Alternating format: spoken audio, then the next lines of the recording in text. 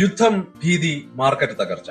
ഇടിഞ്ഞുകൊണ്ടിരിക്കുന്ന മാർക്കറ്റിൽ നിന്ന് എങ്ങനെയെങ്കിലും നമ്മുടെ ഷെയറുകളൊക്കെ വിറ്റ് പണം പിൻവലിച്ച് പുറത്തേക്ക് കടക്കാനുള്ള ഒരു ഓട്ടത്തിലാണോ നിങ്ങൾ? എങ്കിൽ തീർച്ചയായിട്ടും നിങ്ങൾ ഈ വീഡിയോ കാണേണ്ടതുണ്ട്. നിങ്ങളുടെ പണം സംരക്ഷിക്കാനും ഈ തകർച്ചയിൽ നിന്ന് നേട്ടമുണ്ടാക്കാനും സഹായിക്കുന്ന 3 തരം ഫണ്ടുകളെ കുറിച്ചാണ് ഇന്ന് നമ്മൾ ഈ വീഡിയോയിൽ സംസാരിക്കുന്നത്. തീർച്ചയായിട്ടും നിങ്ങൾക്ക് വളരെയേറെ ഉപകാരപ്രദമാകുന്ന വീഡിയോ ആണ്. കഴിഞ്ഞ ഒരു മാസത്തോളമായിട്ട് പത്രങ്ങളിലും ടിവിയിലും സോഷ്യൽ മീഡിയയിലും എല്ലാം ഏറ്റവും കൂടുതൽ കേൾക്കുന്ന വാചകം വിപണി തകർച്ചയിൽ എന്നുള്ള ആ ഒരു ന്യൂസ് തന്നെയായിരിക്കും. അതിന് കാരണമായത് പശ്ചിമേഷ്യയിലെ ഈ യുദ്ധം തന്നെയാണ്. കഴിഞ്ഞ 3-4 ട്രേഡിംഗ് സെഷനുകളായിട്ട് തന്നെ മാർക്കറ്റ് ഒരുപാട് താഴേക്ക് വീഴുന്ന ഒരു സിറ്റുവേഷൻ കൂടെ നമുക്ക് കാണാൻ കഴിഞ്ഞു. നിക്ഷേപകർക്ക് നഷ്ടമായത് ലക്ഷക്കണക്കിന് കോടി രൂപയുടെ മൂല്യമാണ്. നിങ്ങളുടെ പോർട്ട്ഫോളിയോ ഇപ്പോൾ എടുത്തു നോക്കിയാൽ ഒരുപക്ഷെ ചുവപ്പ് നിറം തന്നെയായിരിക്കും. നിങ്ങളുടെ സുഹൃത്തുക്കളും ബന്ധുക്കളും ഒക്കെ പരിഭ്രാന്തരായിട്ട് കയ്യിലുള്ള സ്റ്റോക്കുകളും മ്യൂച്വൽ ഫണ്ടുകളും ഒക്കെ വിറ്റ് രക്ഷപ്പെടാൻ ശ്രമിക്കുന്നുണ്ടാവും. എല്ലാവരുടെയും മനസ്സിൽ ഒരേ ഒരു ചോദ്യമാണ്, ഇനിയും മാർക്കറ്റ് താഴേക്ക് പോകുമ്പോൾ കഷ്ടപ്പെട്ട് സമ്പാദിച്ച പണം മുഴുവൻ നഷ്ടമാകും. സാധാരണക്കാരായിട്ടുള്ള 99% നിക്ഷേപകരും ഈ പേടിയിൽ അബദ്ധം ചെയ്യുമ്പോൾ നിങ്ങൾ അത് ചെയ്യാൻ പാടില്ല. സാമ്പത്തിക ലോകത്തെ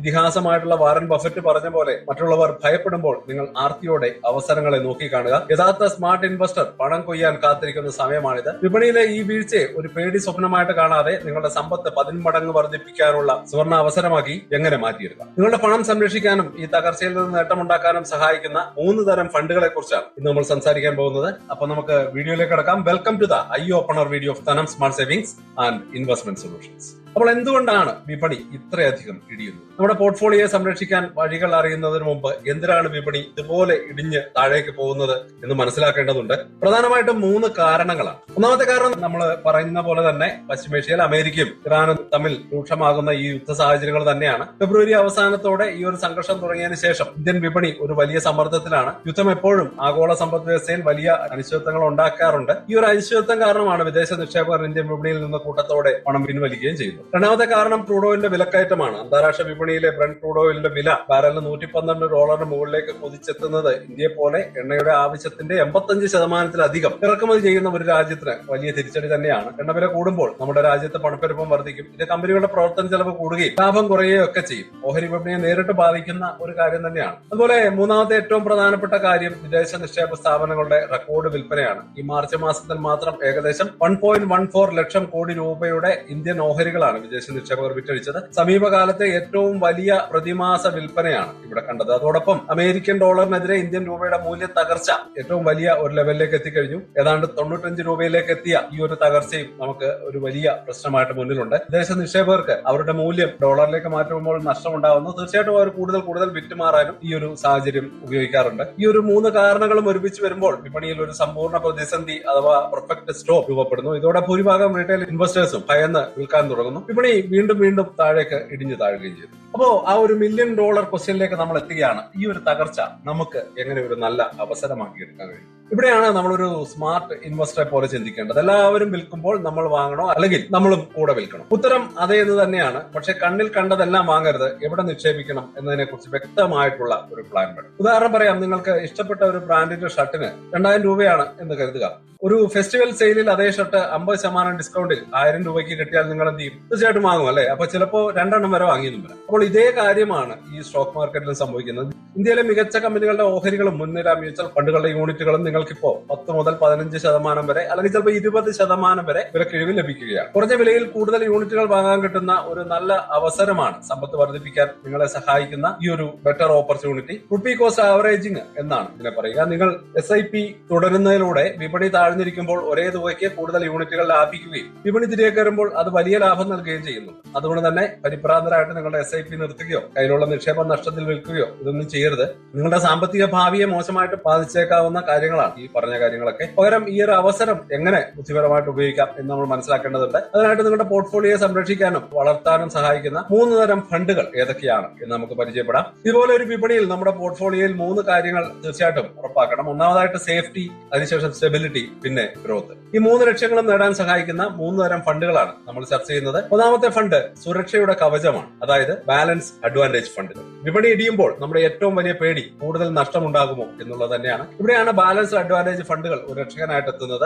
ഈ ഫണ്ടുകളുടെ പ്രത്യേകത, ഈ ഫണ്ടുകൾ വിപണിയുടെ സാഹചര്യങ്ങൾക്കനുസരിച്ച് ഓഹരിയിലെയും കടപ്പത്രങ്ങളിലെയും നിക്ഷേപം തത്സമയം ക്രമീകരിക്കും. വിപണി മോശം സാഹചര്യത്തിലൂടെ കടന്നു പോകുമ്പോൾ ഈ ഫണ്ടുകൾ ഓഹരിയുടെ നിക്ഷേപം കുറച്ച് ഗവൺമെന്റ് ബോണ്ടുകൾ പോലെയുള്ള സുരക്ഷിതമായ കടപ്പത്രങ്ങളിൽ കൂടുതൽ നിക്ഷേപിക്കും. ഇത് നിങ്ങളുടെ പോർട്ട്ഫോളിയോ ഒരു വലിയ വീഴ്ചയിൽ നിന്ന് സംരക്ഷിക്കാൻ സഹായിക്കുകയും ചെയ്യും. വിപണി തിരികെ കയറാൻ തുടങ്ങുമ്പോൾ അവർ ഓഹരി വിപണിയിലെ നിക്ഷേപം കൂട്ടി ആ ഒരു വളർച്ചയിൽ പങ്കാളികളാകുകയും ചെയ്യും. വിപണിയെക്കുറിച്ച് വലിയ ധാരണയില്ലാത്തവർക്കും ദിവസവും ഇത് നോക്കിയിരിക്കാൻ സമയമില്ലാത്തവർക്കും വലിയ റിസ്ക് എടുക്കാൻ താല്പര്യമില്ലാത്തവർക്കുമാണ് ഈ ഒരു ഫണ്ട് തീർച്ചയായിട്ടും അനുയോജ്യമായത്. ICICI Prudential balanced advantage fund, HDFC balanced advantage fund ഇവയൊക്കെ ഈ ഒരു വിഭാഗത്തിലെ മികച്ച ഉദാഹരണങ്ങളാണ്. ഈ ഫണ്ടുകൾ നിങ്ങളുടെ നിക്ഷേപത്തിന് ഒരു ഷോക്ക് അബ്സോർവർ പോലെ പ്രവർത്തിക്കും. ഇനി രണ്ടാമത്തെ ഫണ്ട് സ്ഥിരതയോടെയുള്ള വളർച്ച നൽകുന്ന ഇൻഡെക്സ് ഫണ്ടുകളാണ്. ഏത് ഫണ്ട് വാങ്ങണം, ഏത് സ്റ്റോക്ക് തിരഞ്ഞെടുക്കണം എന്ന് ആലോചിച്ച് തല ഉണ്ടാക്കേണ്ട കാര്യമൊന്നുമില്ല. വിപണി മൊത്തത്തിൽ താഴേക്ക് പോകുമ്പോൾ വിപണിയുടെ ഭാഗമാകുക എന്നതാണ് ഏറ്റവും ലളിതമായിട്ടുള്ള തന്ത്രം. ഇവിടെയാണ് ഇൻഡെക്സ് ഫണ്ടുകളുടെ പ്രസക്തി. ഒരു ഇൻഡെക്സ് ഫണ്ട് നിഫ്റ്റി 50 അല്ലെങ്കിൽ സെൻസെക്സ് പോലെയുള്ള പ്രധാന മാർക്കറ്റ് ഇൻഡെക്സിനെ അതേ ഓഹരികളിൽ അതേ അനുപാതത്തിൽ നിക്ഷേപിക്കുന്നുണ്ട്. ചുരുക്കത്തിൽ നിങ്ങൾ ഒരു നിഫ്റ്റി 50 ഇൻഡെക്സ് ഫണ്ടിൽ നിക്ഷേപിച്ചാൽ നിങ്ങളുടെ പണം ഇന്ത്യയിലെ ഏറ്റവും മികച്ച 50 കമ്പനികളിലായിട്ട് വിഭജിക്കപ്പെടും. വിപണി 10-15% ഇടിയുമ്പോൾ ഇന്ത്യയിലെ ഈ മുൻനിര കമ്പനികളുടെ എല്ലാ ഓഹരി കുറഞ്ഞ വിലയിൽ ലഭ്യമാണ്. നിങ്ങളുടെ SIP വഴി ഈ മികച്ച കമ്പനികളുടെ ഓഹരികൾ കുറഞ്ഞ വിലയിൽ വാങ്ങിക്കൂട്ടാൻ നല്ല അവസരങ്ങളാണ്. ചരിത്രം നോക്കിയാൽ ഓരോ തകർച്ചയ്ക്ക് ശേഷവും ഇന്ത്യൻ വിപണി ശക്തമായിട്ട് തിരിച്ചു വന്നിട്ടുണ്ട്. അടുത്ത 5 മുതൽ 10 വർഷങ്ങൾക്കുള്ളിൽ ഇന്ത്യൻ സമ്പദ് വ്യവസ്ഥ വളരുമെന്ന് നിങ്ങൾക്ക് വിശ്വാസമുണ്ടെങ്കിൽ ഇൻഡെക്സ് ഫണ്ടിലെ നിക്ഷേപം ഏറ്റവും ലളിതവും ഉറപ്പുള്ളതുമായിട്ടുള്ള മാർഗമാണ്. ഇതിന്റെ ഏറ്റവും വലിയ ഗുണം കുറഞ്ഞ ചെലവ് തന്നെയാണ്. ഇത് ദീർഘകാലങ്ങളിൽ നിങ്ങൾക്ക് ലാഭം കൂട്ടാൻ സഹായിക്കും. UTI നിഫ്റ്റി 50 ഇൻഡെക്സ് ഫണ്ട് അല്ലെങ്കിൽ HDFC index fund, Sensex plan ഇവയൊക്കെ മികച്ച ഉദാഹരണങ്ങളാണ്. അപ്പൊ ഇനി നമുക്ക് മൂന്നാമത്തെ ആ ഒരു ഫണ്ടിലേക്ക് പോകാം. ദീർഘകാല സമ്പത്തിന് ഫ്ലെക്സി ക്യാപ്പ് ഫണ്ടുകൾ. നമ്മൾ പോർട്ട്ഫോളിയോയ്ക്ക് സുരക്ഷ നൽകി സ്ഥിരതയോടെയുള്ള യൂണിറ്റുകൾ വാങ്ങിക്കൂട്ടാനും തുടങ്ങി. ഇനി വേണ്ടത് വിപണി തിരികെ കയറുമ്പോൾ ഏറ്റവും കൂടുതൽ നേട്ടമുണ്ടാക്കാൻ സാധ്യതയുള്ള ഒരു ഫണ്ടാണ്. അതാണ് ഫ്ലെക്സി ക്യാപ്പ് ഫണ്ടുകൾ. പേര് സൂചിപ്പിക്കുന്ന പോലെ തന്നെ ഈ ഫണ്ടുകൾക്ക് നല്ലൊരു ഫ്ലെക്സിബിലിറ്റി ഉണ്ട്. ഫണ്ട് മാനേജർമാർക്ക് വിപണിയുടെ സാഹചര്യം അനുസരിച്ച് ലാർജ് ക്യാപ്പ്, മിഡ് ക്യാപ്പ് അല്ലെങ്കിൽ സ്മോൾ ക്യാപ്പ് ഇവയിൽ ഏത് വേണമെങ്കിലും നിക്ഷേപം മാറ്റി നടത്താൻ സാധിക്കും. ഒരു തകർച്ചയുടെ അവസാന ഘട്ടത്തിൽ പലപ്പോഴും മിഡ് ക്യാപ്പുകൾ അല്ലെങ്കിൽ സ്മോൾ ക്യാപ്പ് കമ്പനികളുടെ ഓഹരികൾ വളരെ ആകർഷണീയമായിട്ടുള്ള വിലയിൽ ലഭ്യമാകും. ഒരു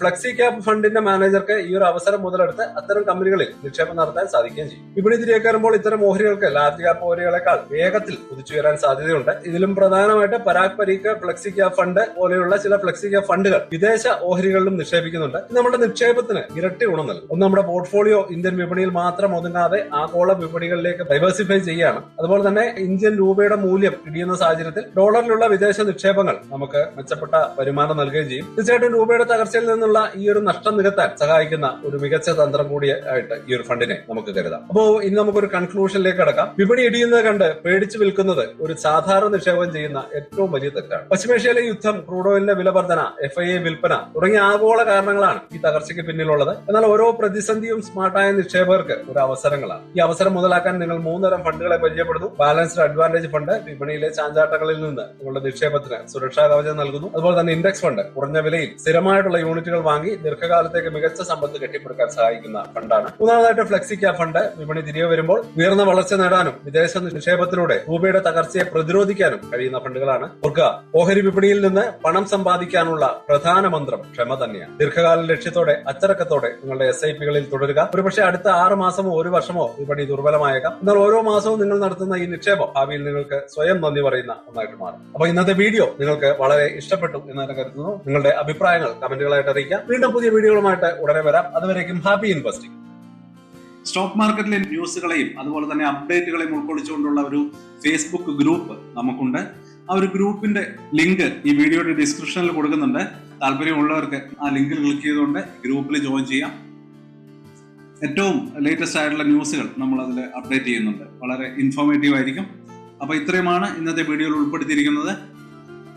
പുതിയ ന്യൂസുകളുമായിട്ട് നാളെ വീണ്ടും വരാം. ബൈ.